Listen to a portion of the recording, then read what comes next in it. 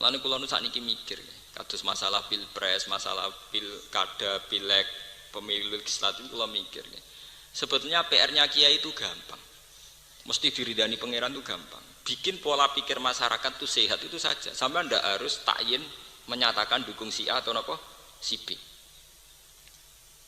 Kula nu angger tahajud ngrasa dosa mbek pangeran ngeten. Sistem yang tidak bisa kita tentang ning akhir zaman itu kan sistem demokrasi. Di mana satu orang satu suara. Nah kalau sudah satu orang satu suara, maka PR kiai, PR ulama itu hanya satu, menciptakan masyarakat sing cara berpikir Islami itu saja. Karena dengan berpikir Islami, maka pilihan itu akan dijatuhkan pada calon yang lebih dekat dengan aturan apa? Islam. Ya saat ini ngeten, ini contoh paling gampang ya. Kalau sistem demokrasi kan satu orang satu suara. Misalnya jumlah lonte ning Indonesia 50 juta, jumlah santri 20 juta, itu menang di kira-kira. Misalnya jumlah maling itu 50 juta, jumlah wong soleh mau 20 juta, menang partai maling. Karena sistem demokrasi suara lonte yo sitok, suara maling yo sitok, suara koruptor yo sitok, suara santri gini apa? Sitok. Berarti untuk kompetisi ini sebanyak mungkin kita menciptakan santri berpikir Islami, masyarakat berpikir Islami, sehingga suaranya dia akan diberikan pada calon yang Islami. Mungkin sampean iso bayangno, misalnya sampean calon DPRD Surabaya, ada sering kampanye ngritik Doli, mesti ngomong ra milih kowe. Pemene ada kampanye, wah kalau saya menang saya tutup, wah mesti diceng. Paham ya? Ya sama. Misalnya orang calon presiden atau wakil presiden terkenal anti tahlil, wah rasida lah. Ora apa? Rasida. Mergo resiko ngadepi kaum Nahdi. Ada sing buat tahlil ora pokoke ora tau anti tahlil. Nah, sebetulnya dengan sistem demokrasi ini kan kompetisi terbuka. Sejauh mana kita menciptakan masyarakat yang cara berpikir Islami, sehingga suaranya satu ini ya diberikan untuk sesuatu yang Islam. Loh nggih to, dalam hukum Islam mboten mungkin toh demokrasi itu benar. Kalau dalam hukum Islam kan orang yang salah itu tidak punya hak pilih. Loh nggih to, dalam hukum Islam wong nak fasik, misalnya lonte, WTS, bajingan, maling itu ora duwe hak suara. Meneh ada hak suara untuk negara, ngawekno anake dhewe lho rasah. Nggih to, gitu hukum Islam wong fasik, meneh ada ngurusi wong liya, ngurusi awake dhewe mboten apa? Sah. Sehingga dari awal suaranya ini memang dihilangkan. Paham ya? Tapi dalam hukum demokrasi kan sama kan, orang nakal sama orang soleh sama-sama satu apa? Satu suara. Nah dalam hukum Islam itu yang fasik niku dadi wali mon mboten sah, dadi wali anake dhewe mboten apa? Mboten sah. La wilayata li fasikin. Mulane lewat ngaji niki sampean kudu pinter-pinteran strategi. Mulane dawuh Abdul Qadir Al-Jilani, seseorang itu tidak berhak jadi tokoh agama kecuali punya 3 hal. Termasuk ilmal ulama, wa hikmatal hukama, wa siyasatal muluk. Strategi ngatur kerajaan. Nggih to nggih dawuh Abdul Qadir termasuk ulama itu harus punya siyasatal muluk, ilmal ulama, wa hikmatal hukama. Nomor 3 wa siyasatal muluk, strategi kerajaan. Gini wow, sampean bayangkan, nah anak Cina lagi lahir di deposito 10 juta, kemudian pas puber wis duwe aset 100 juta.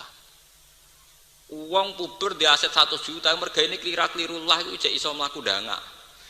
Mbok gawe koperasi bangkrut, gawe toko pinggir terminal cek iso dangak. Sing anake Kiai Saleh lagi lahir wis diutang, uripe dititipno wong pas puber. Kok dangak? Takok piye ana peluang ta ora ning Malaysia? Pabrik sing kowe kerja aku mlebu oleh ta ora? Artinya bisa kamu bayangkan kompetisinya ini terus kayak apa? Padahal anak ini yang kita adu berkompetisi dengan ini. Pancen ciri agama itu berkompetisi, fastabiqul khairat. Piye oleh jupuk setar? Kono wis jupuk setar sampean sekedar mempertahankan hidup boten saged. Dan itu yang paling ditakutkan Rasulullah. Zurriyatan apa? Dia. Mulane ayat ini harus populer bahwa Quran itu takut sekali ada generasi sing zurriyatan apa? Dia.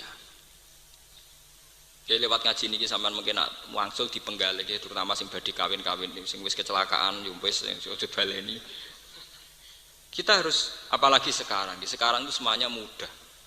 Karek butuh tirakat. Tirakat mboten kudu sampean poso niku mboten nggih. Misale sampean biasa marung boros gak boros mergo demi anaknya. Mestine di dhuwit 2 juta kena nggo gaya tuku HP merek utawa tuku sarung merek demi anaknya mbok investasi. Kan mudah sebetulnya mudah kan. Ciri agama itu mudah, yuridu wa bikumul yusra. Iki kados kula ngenten niku mun gak ada anak kalih. Kula niku mboten sugih. Omah kula niku rapi tapi pirang-pirang. Mergo tak pikir-pikir sampeyan anakku melarat minimal di omah. Kula di omah 3 apa 4. Ya ora ono sing apik, tapi akeh. Kepikiran kula anak-anakku 4 ya di sitok-sitok. Dadi nek neng-nengan wis pokoke rasa omah kan iso delian.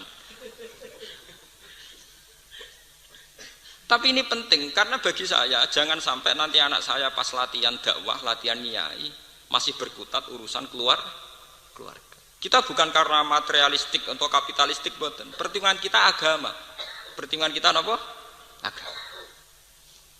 Dan ini yang harus diperhatikan para santri. Kalau ngaji ini bukan main-main, saya bertanggung jawab di depan Tuhan.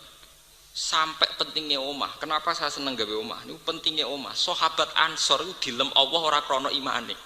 Sing didhisikno masalah gawe omah. Itu disebut ning Quran walladzina tabawwa'ud dara wal iman. Tenggene surat Hasyr, surat sahabat itu dilem Allah, sahabat Ansor itu dilem Allah napa?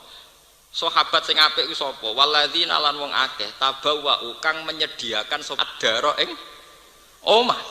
Lagi wal iman lan iman.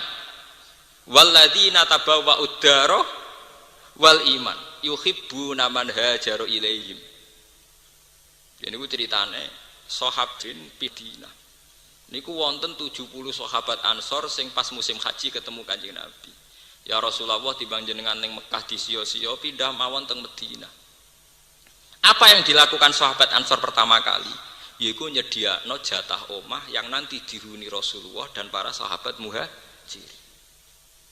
Sampai Quran ngelem sahabat Ansor jenenge tabawa'ud dar. Kowe iso bayangno Nabi misalnya dakwah ngisor kali, ngisor jembatan. Paham? Mulane kula nu lewat ayat niku seneng kula gawe omah. Tapi mboten kula niati kedonyan, anggap saja itu sarana perjuangan.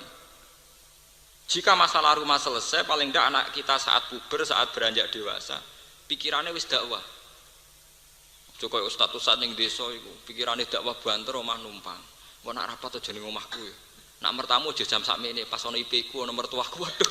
Ape rapate pelaturane pirang-pirang. Lah numpang ya. Resikone wong numpang kan kakean pelaturan nggih. Nek dolan aja yamene, pas iku mertuaku ning omah. Ya aja yamene pas IP-ku nyetel TV. Pra loro. Jajal om dhewe. Gawe rapat nanti jam 2 bengi sampai subuh sing wani loro iki sapa omah-omahe. Itu hebatnya Quran. Sebab itu sampai Madinah itu disebut Darul Hijrah. Omah itu. Mergo istilah omah itu yang dipakai Quran tabawa'ud dar wal iman. Lah kita sekarang itu lemah sekali. Kita orang soleh itu lemah sekali. Mondok tanpa visi, nyai tanpa visi. Mbah sak mlakune, piye meneh dhisik-dhisik yo ngene. Sak mlakune. Iya, sak mlakune itu memang ndak apa-apa, tapi urusannya kedzaliman ini berjalan secara cepat. Paham ya? Kesalehannya tidak cepat. Yo kalah. Nak kalah kita disalahno pangeran, mergo kalah kompetisi. Durian sampean tak ceritani, ini kula cerita nggih khas seorang alim kula cerita. Sahabat riyen saking kuwatire setiap saat perang karena kondisi napa? Perang. Niku turu mawon pinggire pedang. Sing sahabat marat-marat itu nak teng dalem nganggur iku gawe panah. Sehingga setiap kali ada instruksi perang dari Nabi itu mereka minimal duwe 20 anak panah karena setiap kali ada kondisi emergensi darurat perang. Ora kok wis melarat terus turu karuane kok nak ngongkon. Ah perang pas kowe camuk lagi gawe panah. Wong kafir sedhe panah ya kowe lagi gawe karek barek panah. Itu saking hebatnya sahabat. Jadi sahabat itu luar biasa dalam berkompetisi kebaikan luar biasa. Mereka siaga betul. Sebab itu Allah gadah sunnah. Setiap kebaikan disebut di Quran dengan redaksi wasari'u fastabiqu. Wasari'u lan gegancangono sira kabeh. Musaroah artinya alon-alon asal kelakon apa gegancangan cepet-cepetan. Cepet-cepetan. Fastaku maka berlomba-lombalah Tidak ada di Quran yang menyuruh beri betul nanti. Semua bentuk kebaikan dengan si wasari'u, fastabiku, fafirru ilawah, firar melayu nama melaku, melayu. Nah kita mboten senengane duwe filosofi alon-alon asal napa? Kelakon. Wah sing dolim buanter. Yo keyak. Masuk adat-adat tapi kalau mboten kampanye lebih cepat lebih baik mboten.